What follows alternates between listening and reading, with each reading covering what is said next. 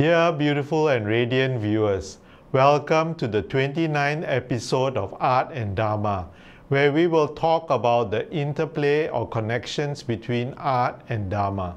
My name is Victor Gabriel and I am a lecturer at Sakya Buddha University in Santa Ana, California.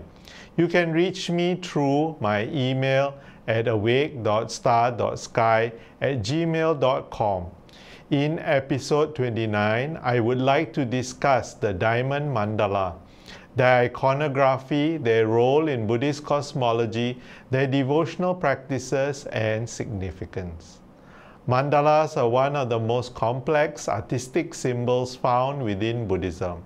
We begin by considering what a mandala is from the perspective of Shingon Buddhism, a form of Japanese Vajrayana Buddhism.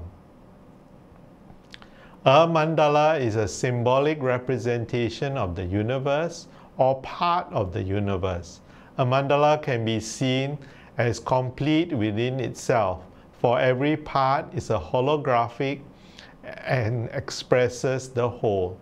Also, every meditational deity has a vibrational essence, and it can be recognized that words alone cannot describe this vibrational essence of a particular deity. A mandala is a picture that describes the universe or part of the universe, but it can also be seen as a set of statues like at Toji Temple in Japan, or a temple complex like Koyasan in Japan or Borobudur in Java, or any three-dimensional representation. Please see episode 6, where we describe the Borobudur mandala in its stupas in detail. In Shingon Buddhism, Venerable Master Kobodaishi or Kukai brought back from China to Japan 2 mandalas. These represent the 2 meditational lineages that combine to form Shingon's practice elements. In India, the mandala means a perfect circle. In the Indian tradition, a circular altar was sometimes formed when deities were invoked during the ritual to form that ritual space. In explaining mandalas, Venerable Master Kobodaishi distinguished 4 types. The Maha Mandala. In Sanskrit, the Maha Mandala means the Great Mandala. The Great Mandala expresses the entire universe in which, viewed broadly, human beings and all living beings maintain harmony and interdependence with each other. It can also be made up of other mandalas. 2. Samaya Mandala. Samaya is a Sanskrit word that means vow.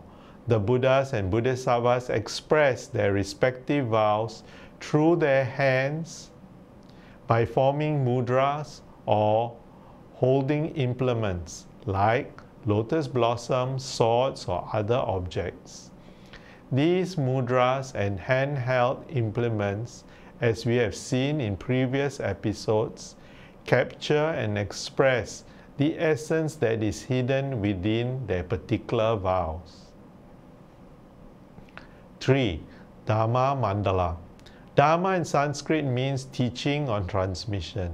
The methods for transmitting the mind of the Buddha to the peoples are the sutras, Sanskrit words, mantras, and the names of the Buddhas. The essence of the teachings is contained in the bija or seed mantras.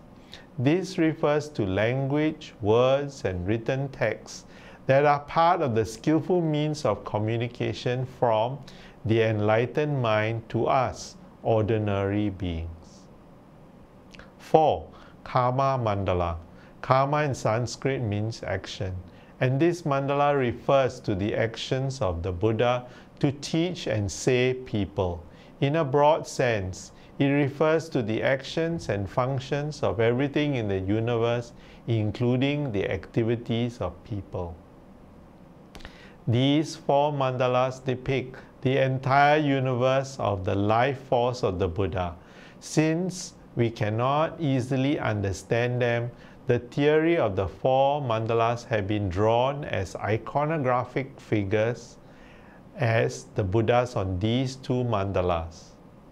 The Vajradhatu mandala, which is sometimes translated as the Diamond World mandala, and the Garbha Kosha mandala, or sometimes translated as the Womb World mandala or the Matrix mandala. These were received by Venerable Master Kobodaishi from his Chinese master Hui Guo in 805 CE. In Shingon Buddhism, the term mandala usually refers to these two mandalas, the Vajradhatu and Garbha Kosha mandalas. In the main halls of Shingon temples, scrolls of these mandalas are enshrined. As one faces the main shrine, the one on the left is the Vajradhatu mandala, and the one on the right is the Garbha Kosha mandala. The Vajradhatu mandala is discussed in this episode, and the Garbha Kosha mandala will be discussed in episode 30. Both these mandalas contain all the meditational Buddhas, Bodhisattvas, and deities used in Shingon Buddhism. The mandalas can be used as a main object of worship. In the Vajradhatu mandala, there are 1,461 deities, and in the Garbha Kosha mandala, there are 414 deities. There are differences according to the traditions of Shingon Buddhism. The Vajradhatu mandala is divided into 9 sections and is also referred to as the mandala of the 9 assemblies, while the Garbha Kosha is divided and arranged into 12 groups. These are called the 12 divisions or courts of the Garbha Kosha. All these Buddhas, Bodhisattvas, and deities depicted here work for the salvation or enlightenment of this world and its beings.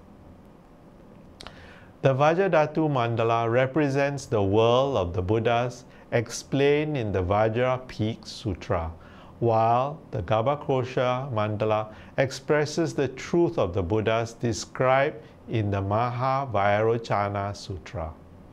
Both mandalas represent the true aspect and life of the universe as explained by Shingon Buddhism. At first glance, a mandala may look disorganized, but if we look carefully and think about it, we see that it moves through a maintained order and harmony. The order is depicted in the mandala through the forms of the many Buddhas that praise and make offerings to Mahavairochana Buddha, the most important deity located in the center. It is a systemic representation of the world called the Buddha world, called the marvelously splendid land of the Buddha. The Vajradhatu mandala expresses the fruit of the historical Buddha study of the wisdom existing in all the universe. It can be understood as the function and communication of the Buddhas of the present within the universe. It can be understood as the activities of the male side of life. The Vajradhatu mandala can be represented by 9 sections or 9 panels. Each panel is a mini mandala with its own distinct iconography, significance, and sutra basis. There are variations in the number of deities in each panel and their arrangement, however, but these all take and form the 9-panel format. The 9-panel mandala of the Vajradhatu mandala begins in the central panel.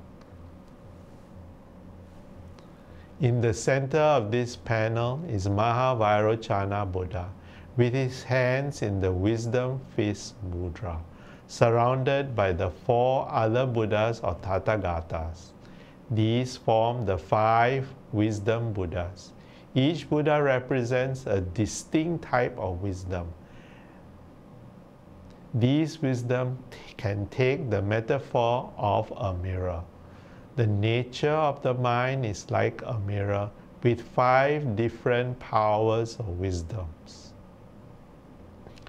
Its vastness and openness are the wisdom of all-compassing space or Dhamma Dhatu. Also, the womb of compassion. Its capacity to reflect the precise detail, whatever comes before it, is the mirror-like wisdom. Its fundamental lack of any biases towards any impression is the equalizing wisdom or wisdom of equality. The ability to distinguish clearly without confusing in any way the various phenomena that arise is the wisdom of discernment. The potential of having everything accomplished, perfected, and spontaneously present is the all-accomplishing wisdom. These 5 wisdoms are represented by the 5 Tathagata Buddhas. We will show the next 8 panels without much elaboration. The second panel is the Samaya panel. This corresponds to the Mandala of secret Vajra. This can be represented by 72 deities which are shown by their symbolic objects. Panel 3 is the Mandala of imperceptibility. This shows the main 37 deities of the diamond realm. Panel 4 is the Mandala of offering. It shows up to 73 deities, each typically seated atop of lotus holding a symbolic object. Panel 5 is the panel of the 4 mudras. It shows Mahavairochana surrounded by 4 Vajra Bodhisattvas and 8 symbolic objects, a total of 13 symbolic representations. Panel 1 is the 1 mudra panel. It is a panel solely devoted to Mahavairochana, so it has only just 1 Buddha. Panel 7 is the principle of wisdom assembly.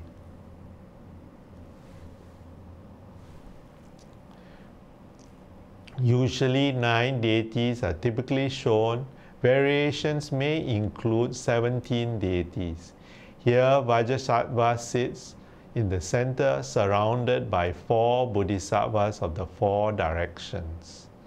They are in the east, Vajra Modo Bhava, the west, Vajra Nisamara, in the south, Vajra Kelikilya, and the north, Vajra Gava. These 4 are shown surrounded by their respective female Buddhas who are shown in the 4 intermediate directions. Panel 8 is the Mandala of the Vanisher of the 3 worlds.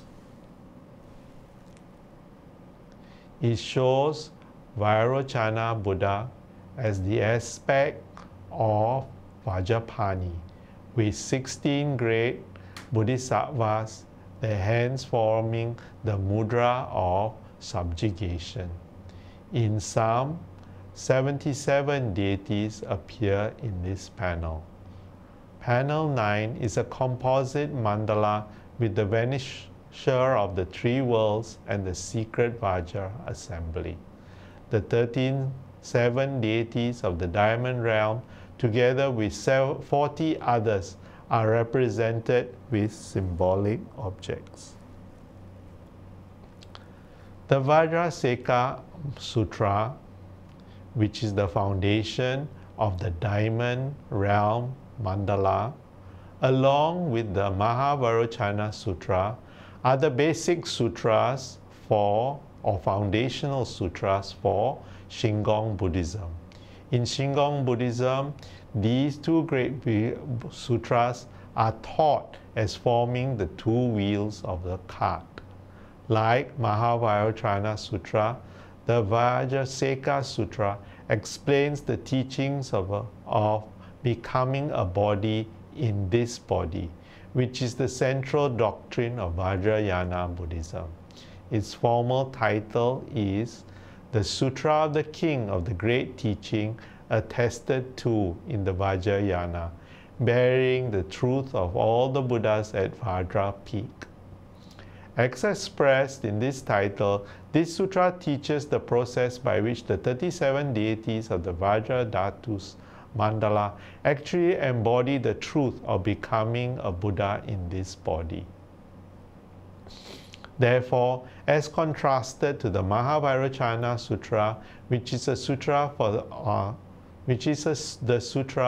for the aspect of teaching the fundamentals of doctrine, the Vajra Peak Sutra is considered to be the sutra for the practical aspect that teaches the teachings and the process for actually becoming a Buddha.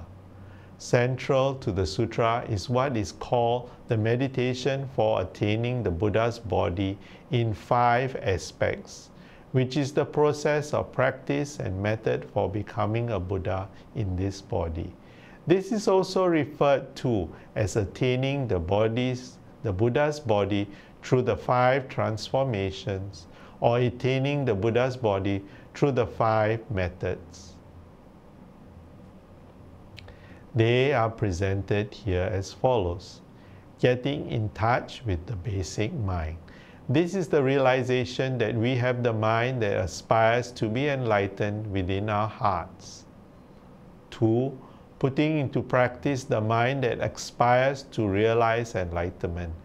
This involves the cultivation of the mind that aspires to be enlightened so that it gradually becomes pure and is enlarged. 3. Attaining the Vajra mind.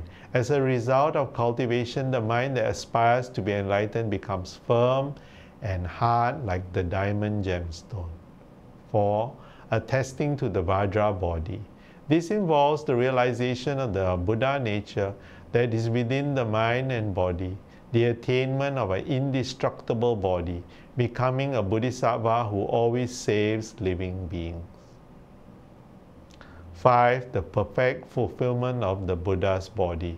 This is called the Vajra state of mind, in which our minds and the minds of all the Buddhas come to share the same essence as the Buddha, and by attaining eternal enlightenment, we conclude the process of becoming a Buddha in this body.